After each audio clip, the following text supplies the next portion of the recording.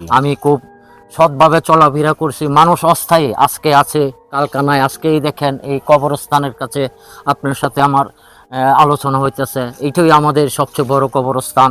এখানে আমাদের অনেক বন্ধু বান্ধব, বাপ মা সবাই আছে। একদিন আমারও আসতে হবে। তবে আমি একটা উদ্দেশ্য আমার, আমি যদি 5 নং বাসী যদি আমাকে ভোট দিয়ে নির্বাচিত করে মেম্বারি পদে দেয়, আমি যদি একজন মানুষের উপকার করতে পারি, আমি মনে করব মৃত্যুর পরে আল্লাহ আমাকে একটু শান্তি দিবে। একটি আমার উদ্দেশ্য, এছাড়া আর কোনো উদ্দেশ্য নাই। আল্লাহ আমাকে অনেক দিয়েছে।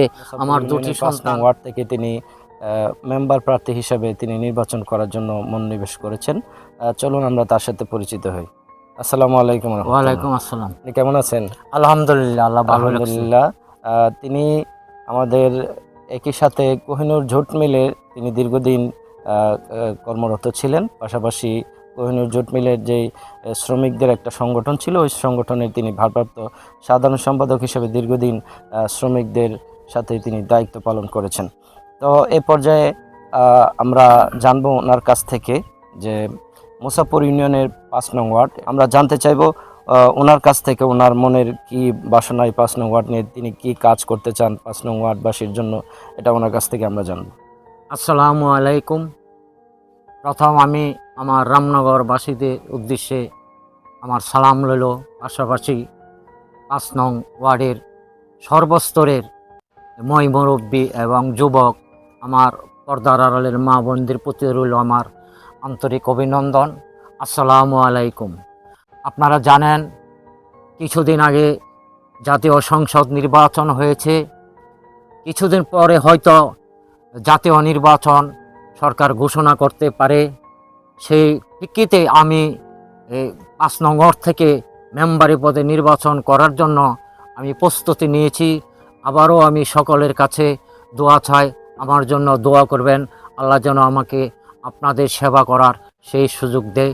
আসসালামু আলাইকুম। ধন্যবাদ আপনাকে, অত্যন্ত সুন্দর কথা বলেছেন তিনি। আমাদের 5 নং ওয়ার্ড জানেন, এটা সবাই মিলেমিশে শান্তিপূর্ণ একটি ওয়ার্ড ধরা হয়। এই ওয়ার্ডে ইতিপূর্বেও অনেক গণ্যমান্য ব্যক্তিরা ওনারা 5 নং ওয়ার্ডের সদস্য ছিলেন। আমি কৃতজ্ঞতার সাথে তাদের নাম উল্লেখ করতে চাই কয়েকজনের। এর মধ্যে যেমন রয়েছেন আমাদের জনাব আব্দুল বাতেন মেম্বার সাহেব, জনাব লিয়াকত আলী মেম্বার সাহেব, রাসেল মোল্লা সাহেব। ওনারা অত্যন্ত সুন্দর করে 5 নং ওয়ার্ডের দায়িত্ব 5 বছর তিনারা পালন করেছিলেন। তো আমি চাইবো এমন করেই তাদের মতো সুন্দর আরও একজন ইউনিয়ন পরিষদের 5 নং ওয়ার্ডের সদস্য তিনি নির্বাচিত হয়ে তিনি 5 নং ওয়ার্ডের সেবায় যেন নিয়োজিত হতে পারেন। আমরা সবাই তার জন্য দোয়া করি, আল্লাহ যেন তার মনের বাসনা পূরণ করেন। আপনারাও সবাই দোয়া করবেন তিনি যেন 5 নং ওয়ার্ডের মেম্বার নির্বাচিত হয়ে আপনাদের পাশে সুখে দুঃখে সবসময় থাকতে পারেন। আপনার ভবিষ্যৎ পরিকল্পনা যে আমাদের 5 নং ওয়ার্ডটা নিয়ে যাতে সবাই সুন্দর করে সুখে দুঃখে থাকতে জি, পারে।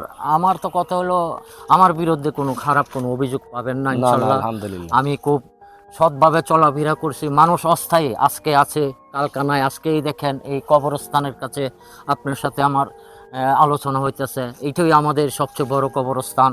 এখানে আমাদের অনেক বন্ধু বান্ধব, বাপ মা সবাই আছে। একদিন আমারও আসতে হবে। তবে আমি একটা উদ্দেশ্য আমার, আমি যদি 5 নং বাসী যদি আমাকে ভোট দিয়ে নির্বাচিত করে মেম্বারি পদে দেয়, আমি যদি একজন মানুষের উপকার করতে পারি, আমি মনে করব মৃত্যুর পরে আল্লাহ আমাকে একটু শান্তি দিবে। একটি আমার উদ্দেশ্য, এছাড়া আর কোনো উদ্দেশ্য নাই। আল্লাহ আমাকে অনেক দিয়েছে। আমার দুটি সন্তান, একটি সন্তান ইটালিতে থাকে, আর একটি ছোট সন্তান সৌদি আরবে থাকে। আমার সন্তানদের ব্যাপারেও এই রামনগরবাসী ভালো করে জানে। আমি সর্বপ্রথম আমার বাড়ির যে মুরব্বী আছে বা যারা আগে নেতৃত্ব দিয়েছে, তারা যদি আমাকে সহযোগিতা করে, তারা যদি আমাকে সমর্থন করে, ইনশাল্লাহ আমি এবার নির্বাচনটা করব। কারণ মানুষ আজ আছে, আমি কাল নাও থাকতে পারি। নিত্য নতুন নেতৃত্ব বাড়িতে দিবে, এইটাই নিয়ম। কারণ আজকে আমি চলে যাব, আরেকদিন আমার বাঁচতে হবে।